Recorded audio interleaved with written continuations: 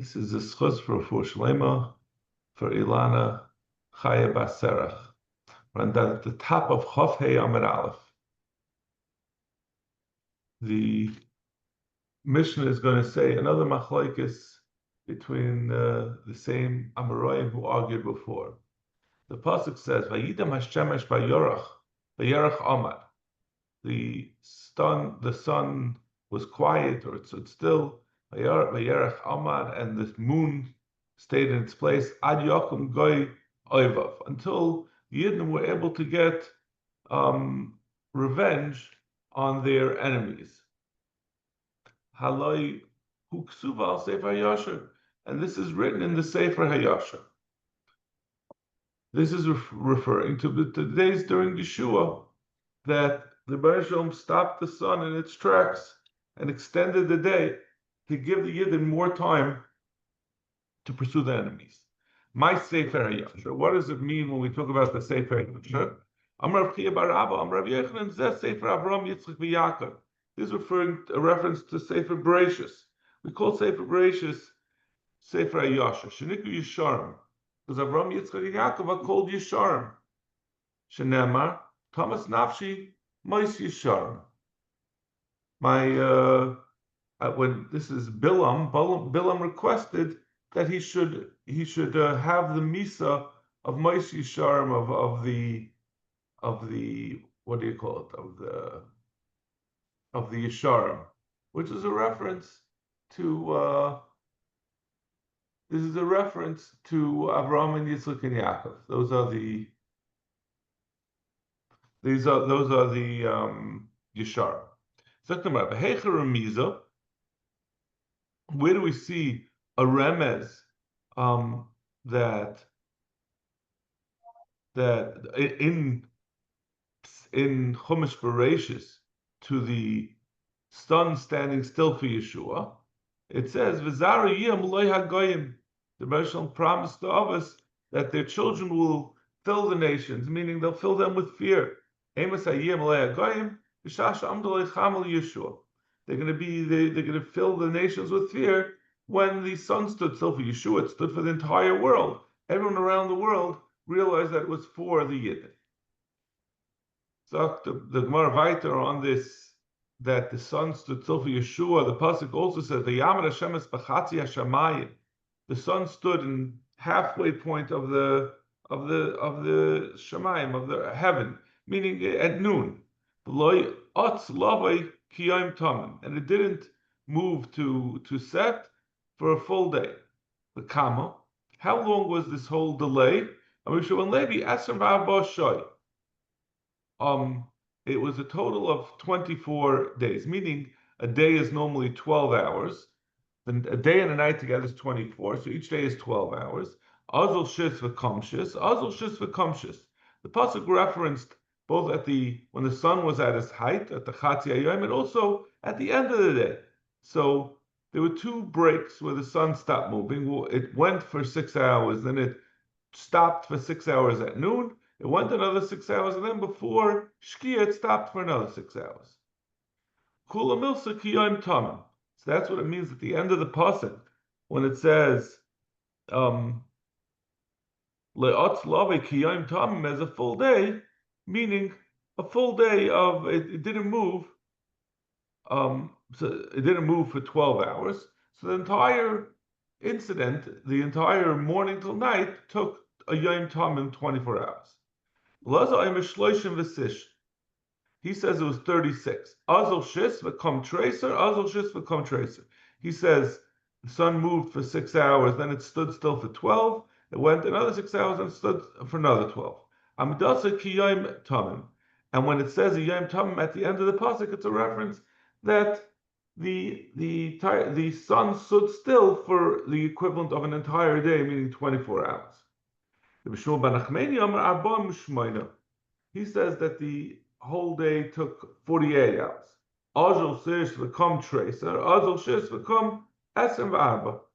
It stood still it went for 6 hours, then it stood still for 12 hours. It moved for another 6 hours, then it stood for 24 hours. it says that at the end of the day, it didn't move. It didn't move, and it says kiyom tam. That means at the end of the day, by shkia, it stopped for 24 hours. But earlier it wasn't for a full 24 hours, it was only 12. So that adds up to 36 hours that the sun wasn't moving. Together with the 12 hours that it was, that's 48. Ikad Amri, b'tosefta pligi. Some say that the machlekes was entirely about the extra amount that the sun didn't move. Rabbi Yeshua ben Levi Amar Esem v'arba azul shis v'kom trace azul shis v'kom trace. Rabbi Yeshua ben Levi said that it went a total of um, of 36 hours, and we're only talking about over here. Rabbi Yeshua ben Levi, when he said 24, was a reference to how long the sun was standing in its place, and he says it was 24 hours, 12 at noon and 12 before Shkia. Amidasa ki yom tam, and it means when the Torah said yom tam, it means how long the sun was standing still. It was a total of 24 hours.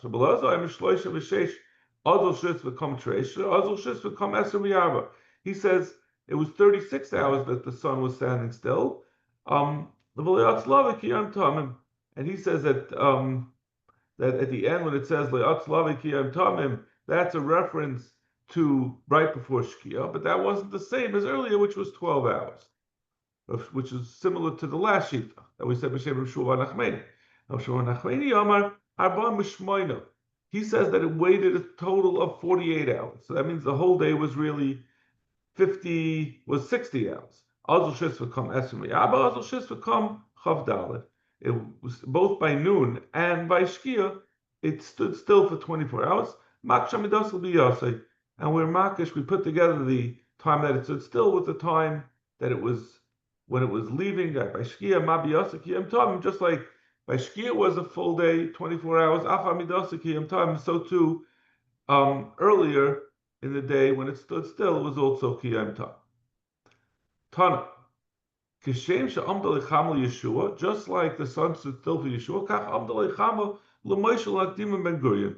The sun also stood in its place for Moshe Rabbeinu and for Nakdiman ben Gurion. Yeshua Kroi.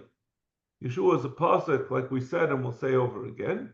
Nakdiman ben Gurion Gemara. That was a Gemara back in Tainus. Nakdiman ben Gurion, there wasn't any water for the Oile Regalim, so he purchased from the Romans a large amount of water, and he said it hadn't rained for a long time, so that's why they needed to purchase water. He purchased water to feed the Oile Regalim, and he told them if the water doesn't come by a certain day, then I'm going to pay you an exorbitant amount of money. And that day came, and it still hadn't rained, so he davened that it should rain, and it rained, and then when the rain ended, it was still dark. So the Roman claimed that it rained after Shkia. So he davened that the sun should come out again, even though it was really past the time that the sun should come out. And because of him, because of his tefillas, because of his chus, the sun came out past the time that should have been Shkia. And Moshe Minol, and where do we know the sun stood still for Moshe? Hasha Echel Echel. Ochel. We make Zera Shava Ochel. Ksiv Hacha Ochel Taspach Decha. It says Legabe Moshe Rabbeinu. Legabe, when he was fighting with I think Sichon Melech HaMoiri, that the Rebbeinu Shalom kept the sun in the skies to give them more time to defeat the Amoraim. Ksiv Hasam Yeshua Ochel Godlecha. I'm going to start your greatness. So the Zera Shava Ochel, just like by Yeshua, the sun stopped. So too Moshe Rabbeinu. Yechon Ama Asya taste. Learn Zera Shava from the word taste. Ksiv Hacha Ochel taste Pachtecha. I'm going to begin to place your fear. So Yeshua beyond taste Hashem Esam Moiri. Says the Gabi Yeshua that the day that Hashem placed the Moiri in his hands. So we makish Moshe Rabbeinu to Yeshua. The Torah says clearly by Yeshua that the sun stopped, so we know that the same thing happened for Moshe Rabbeinu. He says we don't learn it out from Yeshua to Moshe. We could learn it out by Moshe himself. It says other nations will hear of your name, and they're going to fear. They're going to quake in fear. When are they going to quake in fear and be afraid and become sick with fear. When the sun stood still for Moshe. So that's the only type of event that could have possibly caused that universal fear. Meisvei. The pasuk says about Yeshua that the sun stood still, it won't be anything like it. So how can we say it happened to both Nagdimim and Gurion and to Moshe Rabbeinu? Iba you say Mashois hu have nafesh kulihai. Either you could say one pshat is that from Yeshua it was much longer. For Moshe and for Nagdim and Gurion it was only for a very short time. Iba you say ma'avnei barad lohayu. By Yeshua, in addition to the sun stopping, there's also hail, large hail coming and destroying the armies of Yericho.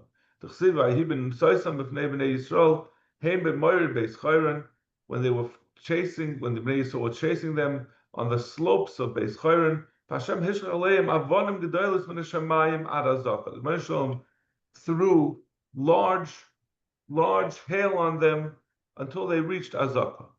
Vayemusu, and they died.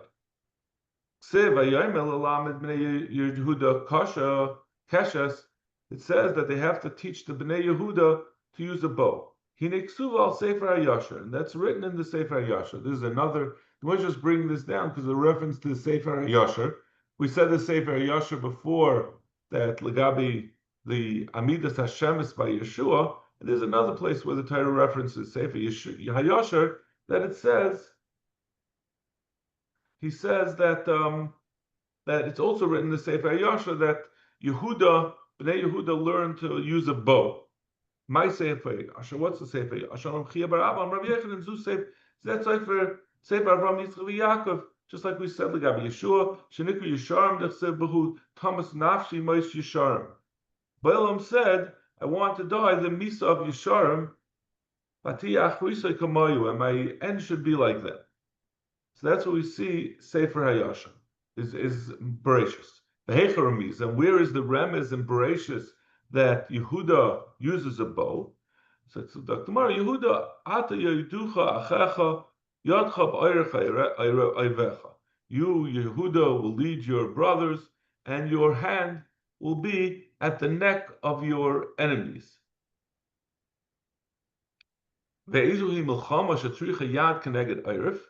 What is a milchama that your hand has to be by your neck?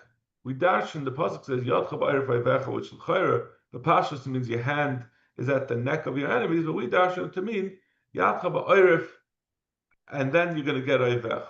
So what is a type of war weapon that a person's hand is by his neck? When you draw a bow, your hand goes towards your neck. Rebbe Lazar Sefer Mishnah Torah. He says the reference of that it says in Sefer HaYashar that Yehuda is going to learn the bow. That's not Bereshis, but rather it's Devarim, Sefer Devarim. Why is it called Sefer HaYashar? You should do the Yashar in the eyes of Hashem. And where do we see a reference to Yehuda using a bow? Yod of Ravloi.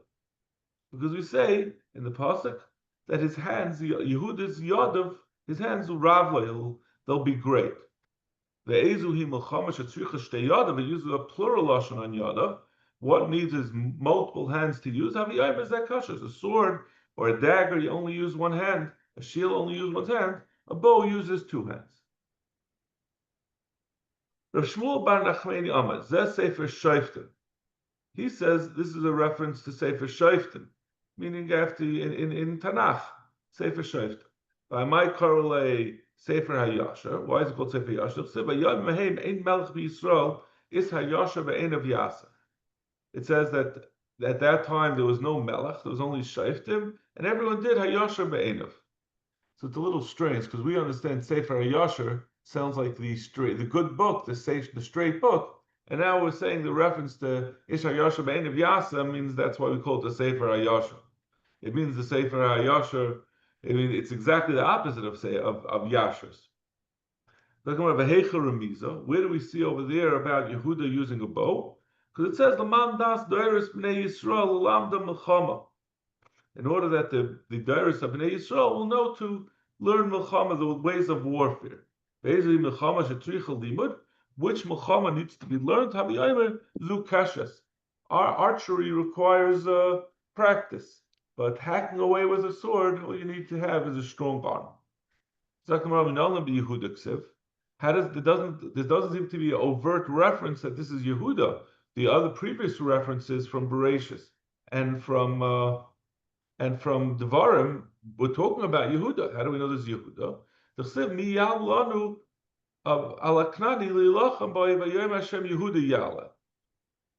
says that Yehuda is going to be the one who's going to. It says in Shoftim, in the Parsha of Shoftim, in Tanakh, it says that Yehuda is going to be the one to lead the Yid. So therefore, when it says a reference to how they're going to wage Milchama with a Keshes, that's a reference to Yehuda.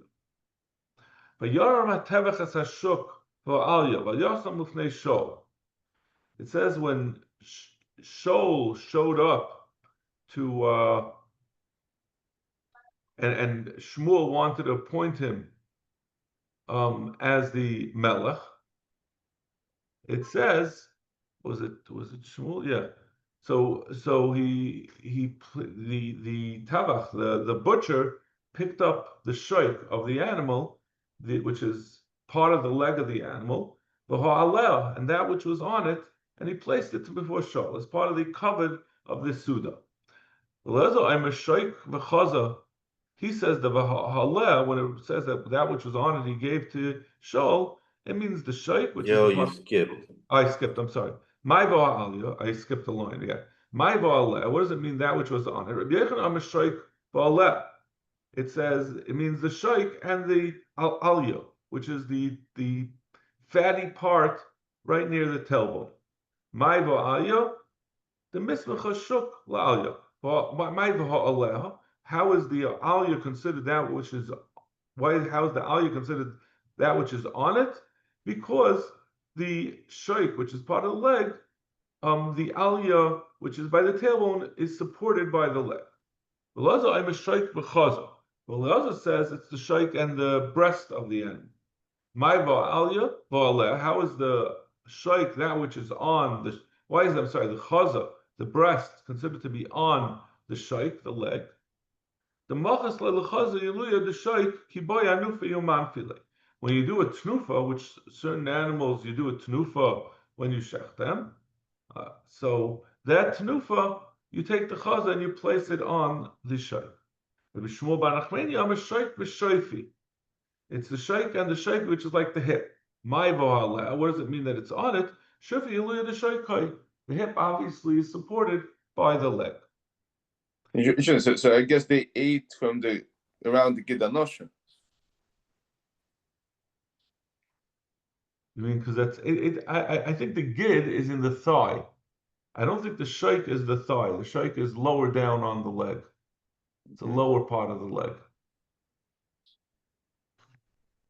I think so. Zak the Mara. Because we're saying it's supported, it doesn't mean directly supported. We talk about the hip and the aliyah being supported by the leg. It means, you ever heard the thing? The ankle bone is connected to the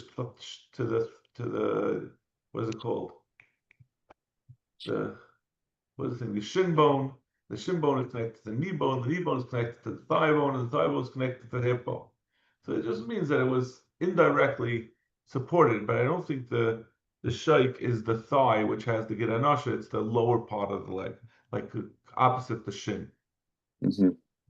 I think animals are divided up differently. I don't think they have shins, but whatever, some part of that leg, the lower part of the leg. Okay, back to the Mishnah. We said in the Mishnah, like tisyachad isha imay. A Jewish woman is not allowed to be miyachad with a guy but mayaskina. What are we talking about? If we're talking about a single guy, the Kavasa Yisrael Mishari, is a yid, is a woman, a Jewish woman allowed to be miyachad with a single yid? But a single man is not allowed to be miyachad even with two women, and certainly not with one woman. So what's that's talking about a Jewish man. So why do we have to say you can't be miyachad with a guy? Ella bitlasa.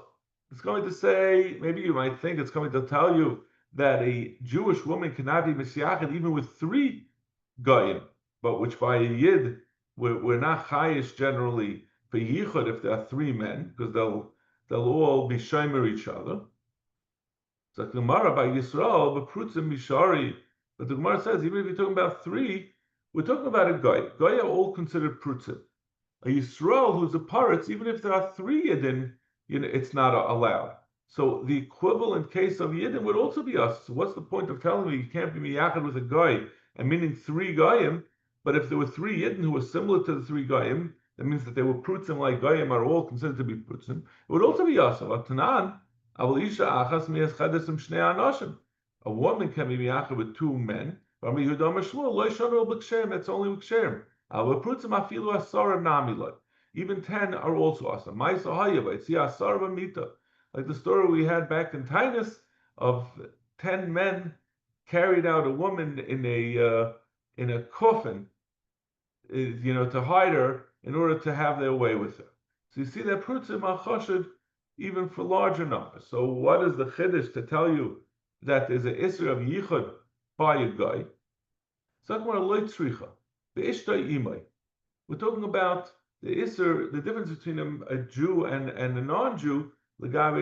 Even if a Jew, a Yid, is a paratz, if his wife is around, we're not chayish him for gili arayis.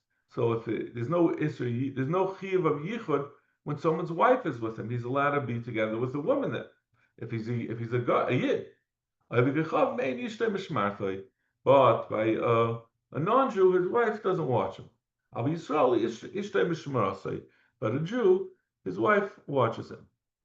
Which, I don't know, feeds into certain stereotypes about Jewish wives that they're a little bit overbearing.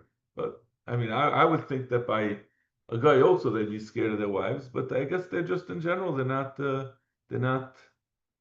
they're promiscuous. Why do we have a special isser that you're not allowed to be miyached with a non-Jew? We said that any Jew, not just a woman, can't be miyached with a non-Jew because of chash that they'll kill him. Rav Yirmiyah says we're talking about an isha chashuva, so that means, as we're going to understand, it means 2 things. First of all, she isha chashuva, that she is. How does Rashi say? Isha chashuva bein ha'anoshim u'bein ha'anoshim isha yafa u'kroiva l'malchus. Talking about a woman who's attractive, so the women think highly of her. She's attractive, so therefore there's a chash of that he's going to be bana u'kroiva l'malchus, but she's karva l'malchus, so therefore there's no chash. She has friends in high places, so therefore they'll be scared to kill her. There's stafaminos, therefore they're going to be scared. Since she's attractive, she's chashuva bein hanoshim. The other woman just goes to show you. Always say that women, they're always dressing for other women. They're not dressing for men. So we call it isha chashuva bein hanoshim, is a woman who is considered to be pretty. It's considered to be attractive. So by her, there's a chash gili arayis, but there's no chash. She's chashuva bein ha'anoshim, by the men, that she has government contacts. So therefore, the goyim will not kill her, but she is usher. So that's why the Mishnah tell you in that circumstance she's going to have to not be miyached with a goy because he's chashed al gili arayis. That's Rav Yirmiyah's pshat. Rav Idi Amar Isha Klei Zayin Oleh. Rav Idi says no. A woman is always protected from Ritzicha, whether she's attractive or not. He's not going to kill her because she's always considered to be someone who, just Klei Zayin Oleh, either attractive or an unattractive woman, he's not going to kill because he's going to want to be born. He holds that every woman, just like we said before, the Mefarshim asked this, that we said before that the Goyim are more attracted to the behemoths of the Yid than to their own wives.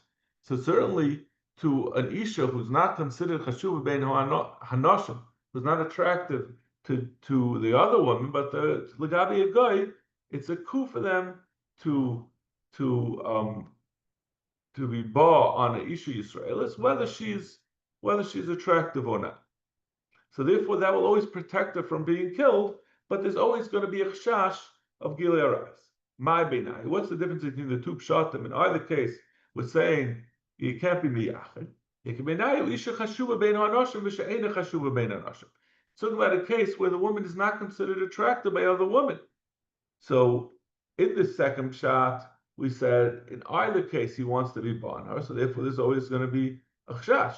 But according to the Rabbi Yirmiyah's shot, that he says there's only a chash of Gilei Arayis when she's chashuva bein hanoshim, when the woman thinks she's attractive, and therefore the guy will also think attractive. If she's not attractive, then she can be, and if she's the isha chashuva legabe the government, that she's protected from killing, and she's not chashuva bein hanoshim, that she's not attractive, then there's no Isser Yichud.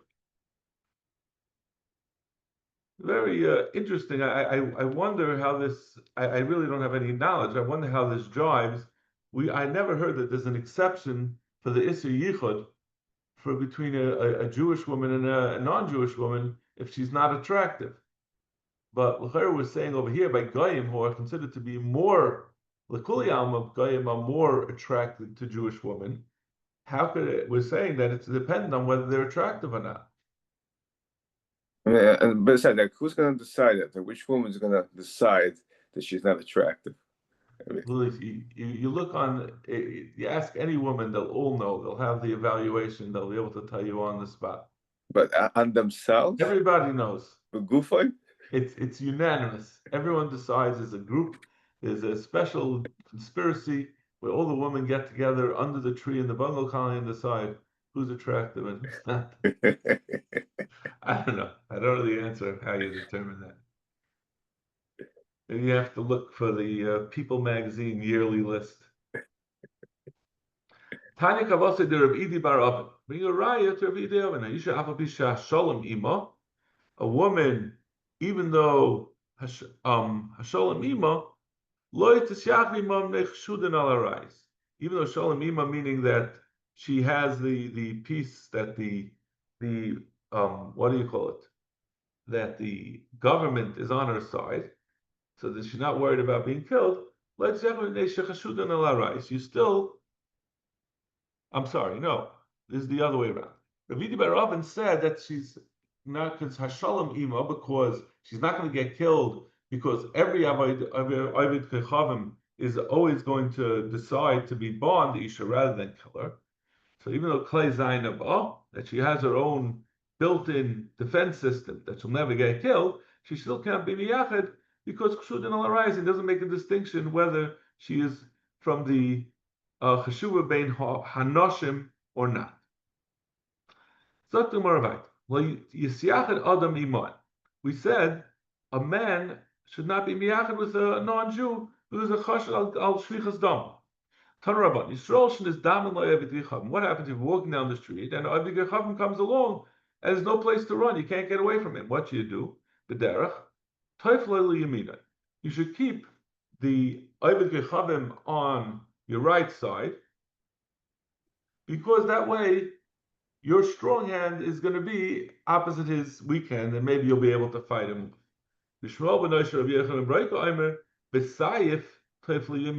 If he's wearing a sword, if the non-Jew is wearing a sword, or Ovid Gechavim is wearing a sword, keep him on your right side because they would sheathe their swords on their left side in order to draw it with their right.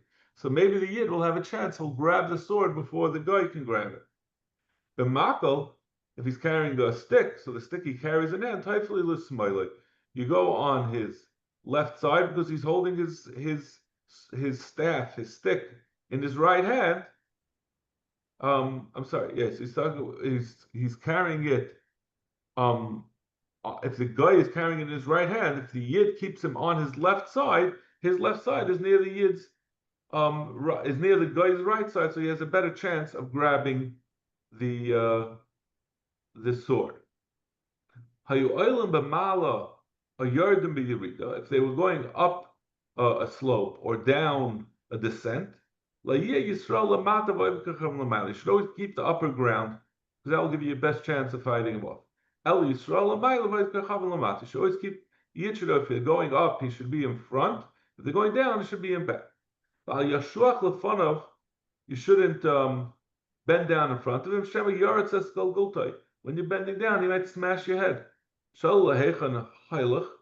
the Chacham asks where you're going, if he's going to Los Angeles, he's starting from New York, and they're walking. He says, and I'm sorry, they're both going. The Yid's going to Chicago, and the Chacham asks him where you're going. You say, I'm going to Los Angeles. And that way, maybe the Ibn Chacham will plan to jump on him somewhere after Chicago before Los Angeles. So he'll make his plot then, and then by Chicago, all of a sudden you'll quickly drop out, and he won't have a chance to get you. This is what Yaakov Avinu did to Esav. Yaakov made up. He's going to join. He's going to go along with Esav. And he says, I'm going to go with you till Seir. Yaakov didn't actually go all the way to Seir. He didn't want to give Esav the chance to change his mind and attack him, and he left in Sukkot. They were going to Chziv, a place called Chziv. Pagova enlisted. They came across bandits. Amalhen la'anata halcham, where you're going. Amalhen la'akai. They said, we're going to Akai, which was further than where they were going. Kivan shegiu l'Chziv. They were only going to Chziv. When they got to Chziv, Pirshu. They dropped out, and the bandits were left empty-handed. Amalhen talmidi miatem. Talmidim miatem. They asked the talmidim. They were already in the settled areas. It was too late for them to get them. They were surrounded by cops. They said, whose talmidim are you? Amalhem talmidim Rebbe Kiva. They said, we're talmidim Rebbe Kiva. Amalhem asher Rebbe Kiva talmidav shleipaga bahem adam ra me'olam. Rebbe Kiva advises his talmidim well, and you attack, you're going to jump on you, but since you did this strategy, you avoided it. Rav Menashe hava azal lebei Tursa. He was going to this place, Beit Tursa. Pagu Beit Ganvi, and he also was he was joined by Ganovim. They asked him, where are you going? He said, I'm going to Pumbedisa, which was very far away. He matal Beit Tursa, but when they got to Beit Tursa, Parish, he separated from them. Amalei Talmida, the Yehuda, Ramah. They said to him, you're the Talmud of Yehuda, Chas v'shalom, this is what they said, the liar. Amalahu, you know about Rav Yehuda? You were going to attack me. You should be in his nidui. Rav Yehuda was known. He had a curse that he had given in other places. So they said because they called Rav Yehuda a name, he said you should get the klala of Rav Yehuda. Azlu abdu genevisa eser metatu sumva islachim. Because of this klala of Rav Yehuda that his talmidim placed on these ganovim, they were not matzliach in the geneva for the next 22 years. Even the chazu, also kulu tavu shamtu. All of them came to ask for a kapara. They asked for slicha from Rav Yehuda for having spoken about him without respect. So they asked to please take off the klala. Now, I'm not sure why Rav Yehuda would take off the klala, because they said all they wanted the klala off was to be able to continue to have success with their thieving. I don't know why Rav Yehuda would feel it was beneficial to do that, but I guess he's not making a klal on every thief. He had to make a thief for kavod Torah. He had to make a klal for kavod Torah, but it's not for being a thief. There was no need to have a klal. Pahavu chad girdina. There was one weaver. It seems weavers was a very respected profession, and he was a big balgaiva. And he never went to get the curse taken off. Achle aryan was eaten by a lion. Hainu damayin she girdin deloy taizen. Such shasha botzer mishneh, girda that's not an onav, he's going to have less years, and that's what happened. He got eaten by a lion. So the Gemara observes Tochazi Mabin Ganvi Bavel the listim to Eretz Yisrael. The original listim praised Rabbi Akiva because his talmidim did this strategy. Nothing happened to them. They went off on their merry way, and the But the ones in Bavel were more brazen. They insulted Rabbi Yehuda, and they ended up being in a klala. So you see the difference in Eretz Yisrael. Eretz Yisrael people are more respectful of Talmidei Chacham. Even the Ganavim are more respectful than the Ganavim in Bavel. Okay, we'll stop over here. And Bez Hashem, we will continue tomorrow, regular time at